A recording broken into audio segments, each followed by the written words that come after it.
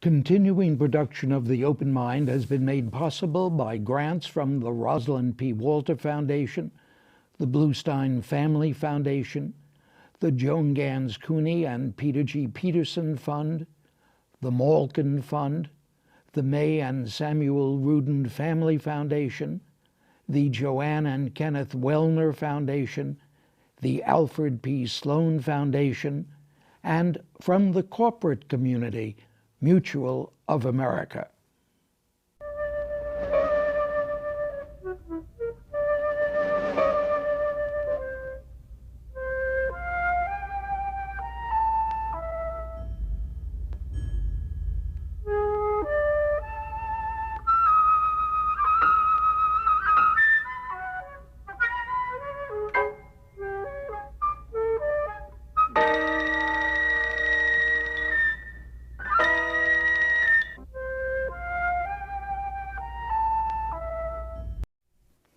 I'm Richard Heffner, your host on The Open Mind, and this is the second of two programs about print, books, and newspapers with Sam Tanenhaus, the editor of the Sunday New York Times Book Review, whose own quite fascinating Random House volume on the death of conservatism was the subject of Open Mind conversations just a few years ago.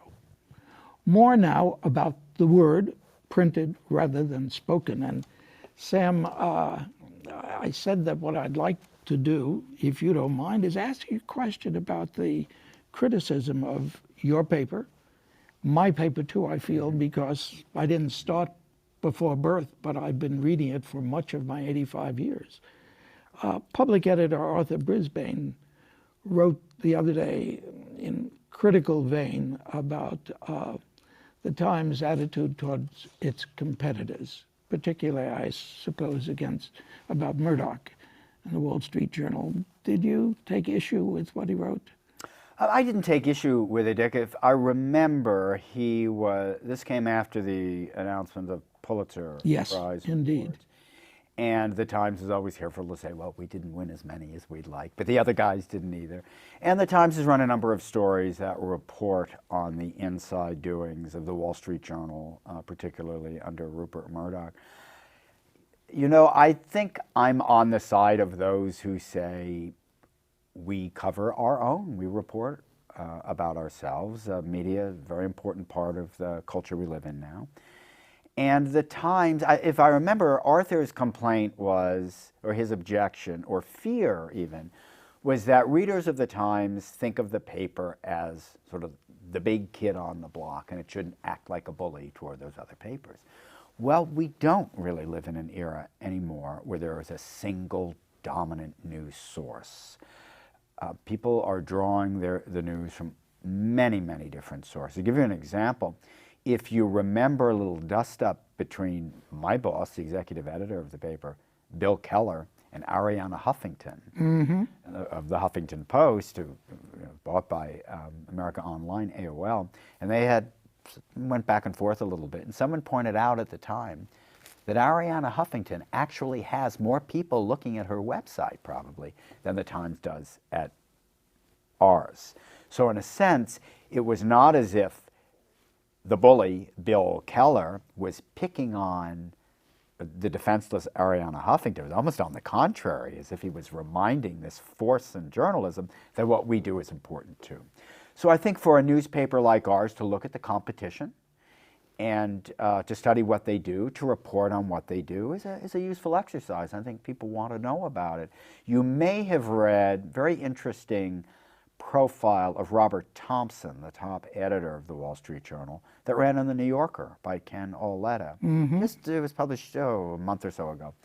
And one of his points was that the journal itself had not been looking into some questions that in its earlier iterations it would have.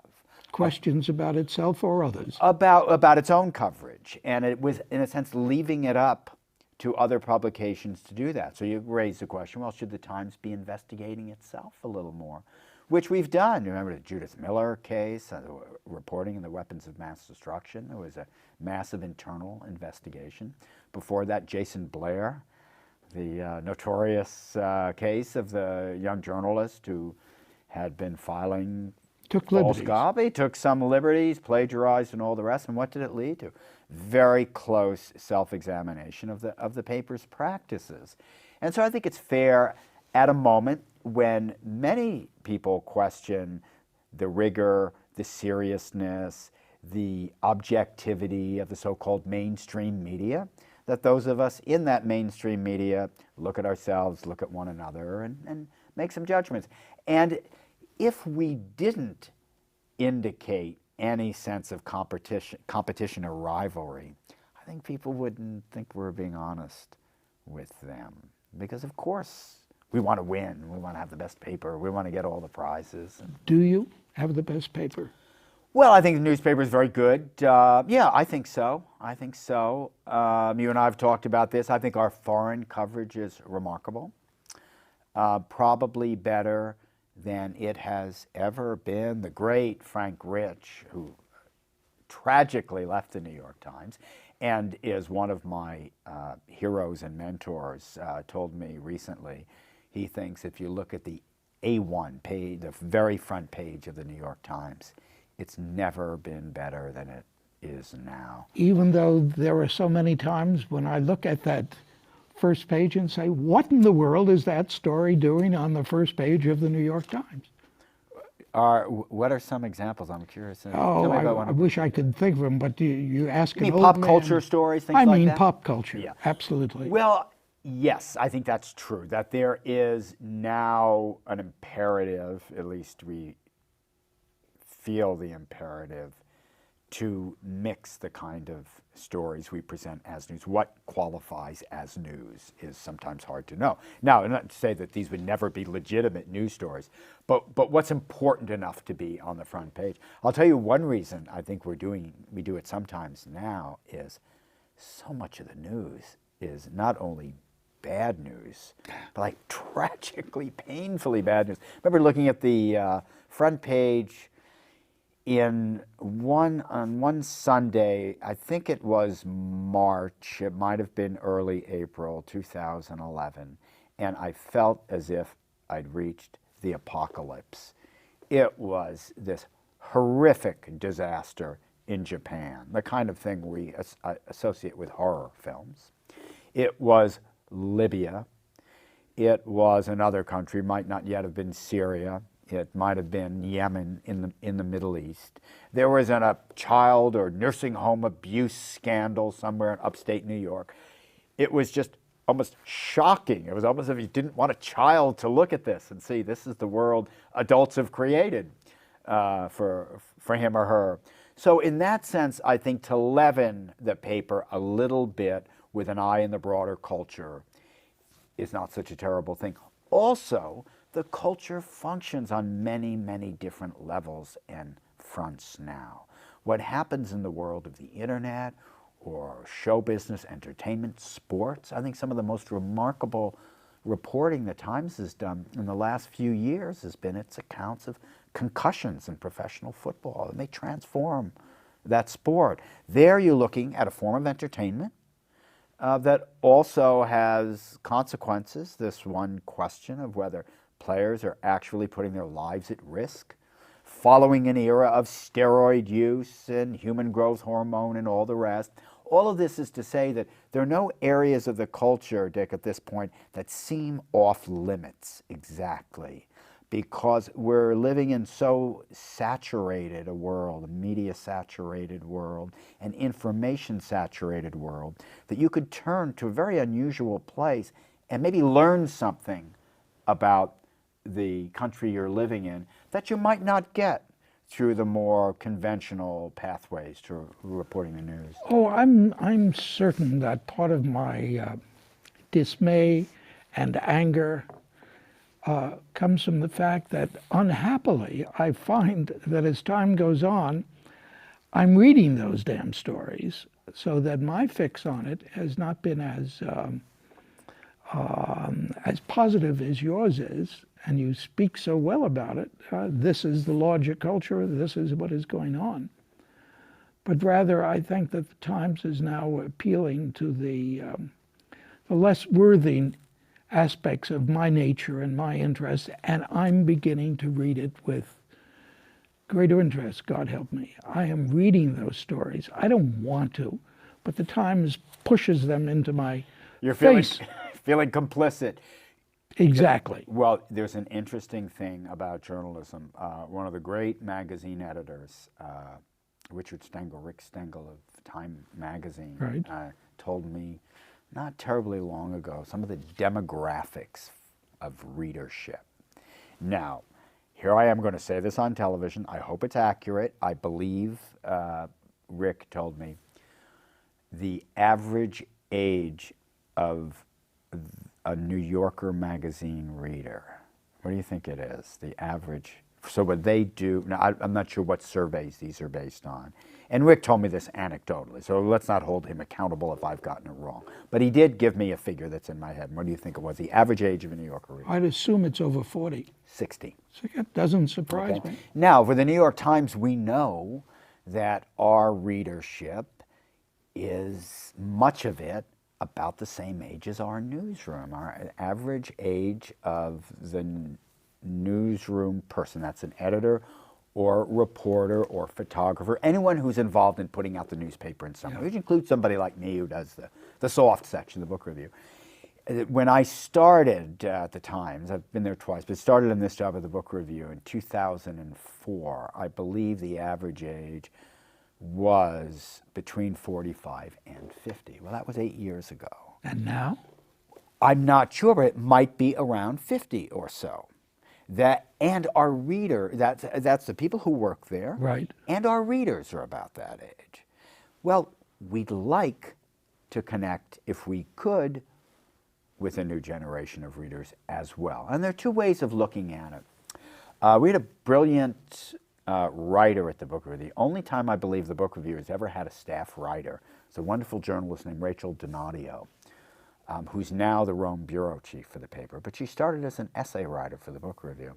And when we were looking to hire someone, never forget something she put in her memorandum. We asked applicants, candidates, to write short memos for us. She said the Times is, she was then 29, so the Times is making a mistake. It seems to think that the way to attract young readers is by writing about the things the Times assumes they're most interested in. She said, well, pop culture, music, fashion, let's say. And readers will get, young people will find out about those things in other places.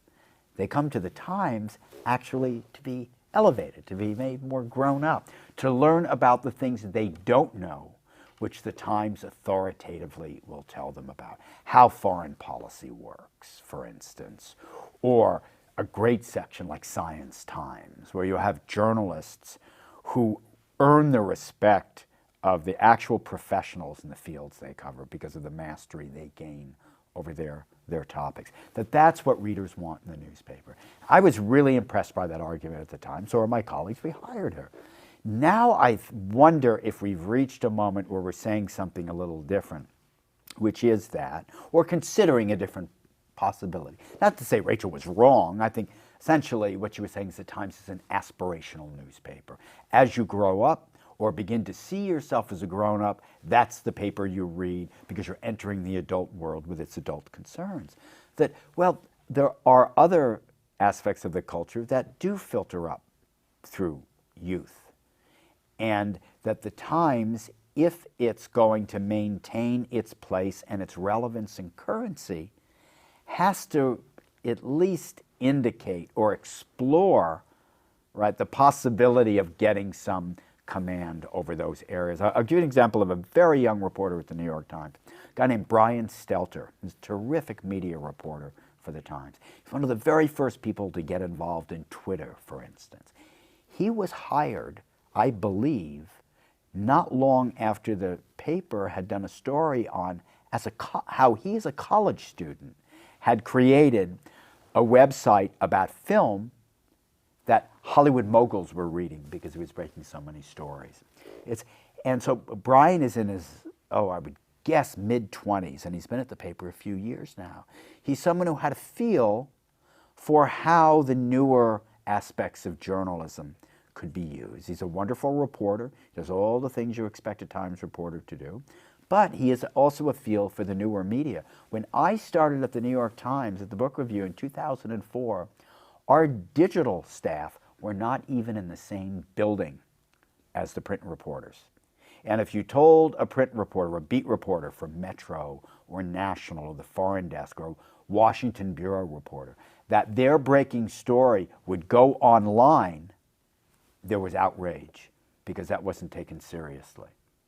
No, the only story that mattered was the one that went in print. Well, in the space of 6 or 7 years, that changed, or even less, changed dramatically. Times in a hallway where the Pulitzer Prizes, the plaques are aligned, has one for the Elliot Spitzer story. We broke online. That's where the news is moving. And with those changing journalistic tools, different sensibilities enter as well. What about that, those different sensibilities? I mean, that's the question that I think we most have to deal with. What's changing for the good or for the bad? Or, as you said in our last program, that's the way it is. Well, I do think that's the way it is. What's changing for the good? I think there is less, not dependence, less sort of automatic respect for institutional authority than there was. You know, as you know, Dick, I write a fair amount of history. And I use newspapers all the time, including the great paper of record, which I'm privileged to work for. If you go back, and you'll remember this, the way the Times would cover a press conference back in the days of Eisenhower or Kennedy, there was something in it that was grand that we've lost, and something in it was unquestioning that I'm glad we moved beyond. In essence, what you would get was a transcript of the press conference. Boy, I missed that. Well, now we will give you the transcript. You'll have to go online. You have to go online. You'll get the entire transcript. The story itself will read a little differently. And sometimes it will verge on analysis or opinion. Those lines are being blurred. There's no question about it. And what you miss is the sense of pure objectivity, that if a great Washington reporter attended a press conference that Eisenhower gave, his story would reiterate, in essence, everything that was said. Well, now we figure we can give you that literally, and we'll put a reporter in the room who captures some of the dynamics as well. And do those lines start to be blurred? Sometimes they do. There's no question about it. Do you have any information as to the relationship between reading the interpretation in print and going to the facts of the matter online? You mean how many people are doing it? Yeah. I don't know. I think there are people at the paper who do know. One of the great things about the Times for a journal, if you're a journalist there, is one is protected, as it were, from that information. Sometimes I wish we knew more about it. What do you mean? Well, the idea is that you should do your journalism without thinking about or worrying about what might get you the most hits. I see. I see. Now, we keep track of it. We have most emailed list or others, but that you shouldn't be tailoring the work you do to information, the marketing information about your audience. Now, that may be naive. For instance, if you look at the section I'm involved with, the New York Times Book Review, when I entered, when I began the job, 2004, I was told very distinctly that the people who work in advertising will never approach you. You can speak with them if you like. They do something different. They won't infringe in any way on the purity of your journalism. And my answer was, well, wait a minute. Don't the number of pages we have, doesn't that number each week depend on how many ads we're getting? Can't we get some more ads so I have more pages and put more stuff in it? Sam, you may not remember, but the first program we did, I was playing gotcha, which I really don't do. That's not the nature of the program or of this old man. But I opened up the previous Sunday's New York Times, and there the centerfold was not a gorgeous naked woman, but a full double-page ad for NBC. And I put it in front of you and I said, what in the world is that doing there? And I was so delighted by the directness and honesty of your answer, which was, hey, we can do more of what we do if there were more such advertisements in the book review section. The gold standard for my publication is the New York Review of Books. I'm a great admirer of Robert Silver's. I used to write for him before I became his competitor. Not really. It doesn't come out every week, and audiences are somewhat different. But it's a magnificent publication with some of the greatest critics, Nobel laureates, writing at far greater length than we can allow, except in rare occasion, our writers to do. They have months and months, sometimes years, to prepare an essay. It's a brilliant, great thing. There's an ad on almost every page. It's academic presses, Indeed. but it's an ad. And my comment to that, my response when we were discussing this in connection with the book review was, I don't think Bob Silvers thinks his content, his editorial content, is compromised by that. If you think it is, then maybe the problem is your content. If you're publishing first-rate journalism, an ad does not detract from that. On the contrary, it sets it off in some ways. So yes, these are the considerations we look at. Journalism is a business. Do you remember, test your memory here, about a year or two ago, let's say 2009, when the economy was in terrible shape, really, really bad shape, far worse than even now, around the time that the president was elected. And there was real concern about whether any newspaper would survive, including the New York Times. And one of the suggestions was, well, let's change the antitrust legislation and either force people to pay for what they read online. Now the Times is moving toward that independently with its subscription plan. Or let's have the government bail out the newspapers. You remember that? Let's call them a public service and find some way to subsidize them. And Arthur Sulzberger, who's the publisher, and Bill Keller, who's the executive editor, runs the newsroom, said, no, we don't want to do that. We actually want to try to be a profitable enterprise if we can, because it gives you more autonomy and more independence. And some of that autonomy and independence allows you to make huge mistakes. And some of the mistakes may be in the coverage we do. All right, question from inside. How's it going? For us? Financially. Well, the subscription plan seems to be working. Now, we're freshly into it, but one of the unexpected developments, very gratifying, is apparently the offers, the various offers readers have been given where, they can pay a certain amount, a certain sum to get access to one feature or another, has actually led quite a few people simply to subscribe fully to the newspaper, so they get everything. So the print subscriptions are actually rising a little bit, which is kind of counterintuitive. But it will be months before we know, because it takes so long to register the number of users, to see what they're looking at, how many people, when they exceed that limit of 20 articles, are actually paying the fee to go up. I think it'll be a long time before we know. It feels more stable now than it did a year or two ago. What do you mean? Well, we went through a period of voluntary buyouts, and then some not so voluntary buyouts, and even layoffs, which is almost unheard of for the New York Times. I had a big loan. We borrowed a lot of money from... Haven't paid it back either. I thought we did. Have you? Yeah. Well, I've been waiting to see that, hoping to see it. Well, the Wall Street Journal should have reported on that. No, I think we're doing okay. It's never going to be what it was.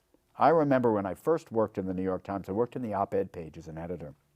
I think it was 1999, in that great old building on 43rd Street before we built this great new building we're in. Entered the lobby, and we all got a candy bar that commemorated that was the first year the paper, I believe this is right, had earned $1 billion in advertising. It just seemed endless at that point. Now, I wasn't profiting from any of it myself, but I wasn't worried the way we all are a little bit worried now. You look at these magnificent newspapers, the Washington Post, which has become its own description, more of a local rather than national newspaper. The Los Angeles Times, a great newspaper.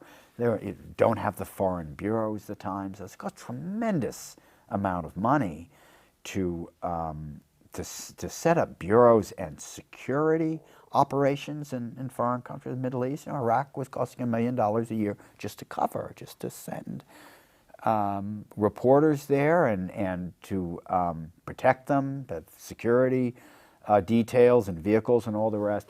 To see fewer and fewer news organizations able to do that is disheartening, and it's not good. It's not good for journalism.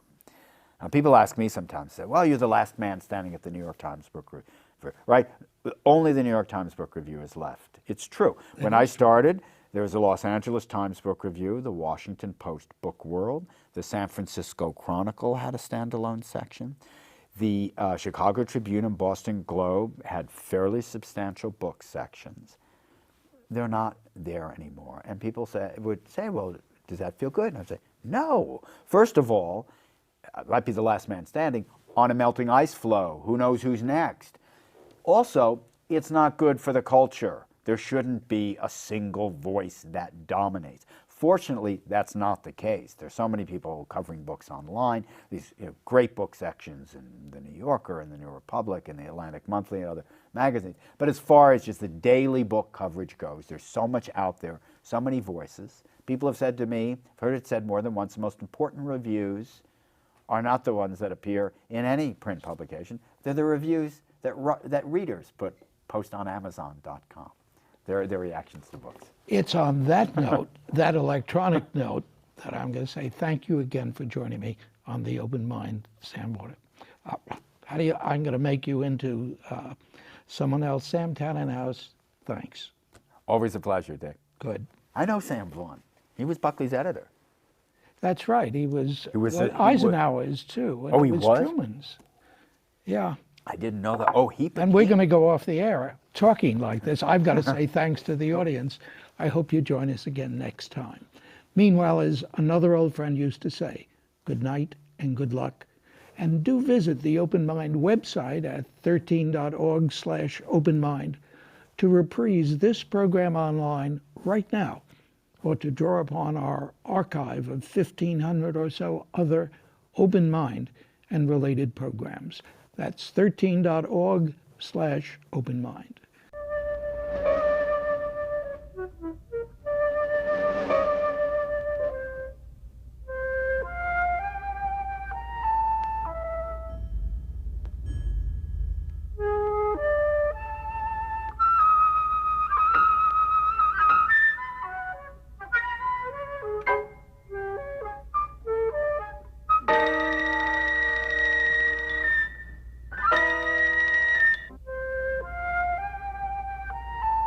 Continuing production of The Open Mind has been made possible by grants from the Rosalind P. Walter Foundation, the Bluestein Family Foundation, the Joan Gans Cuny and Peter G. Peterson Fund, the Malkin Fund, the May and Samuel Rudin Family Foundation, the Joanne and Kenneth Wellner Foundation, the Alfred P. Sloan Foundation, and from the corporate community, Mutual of America.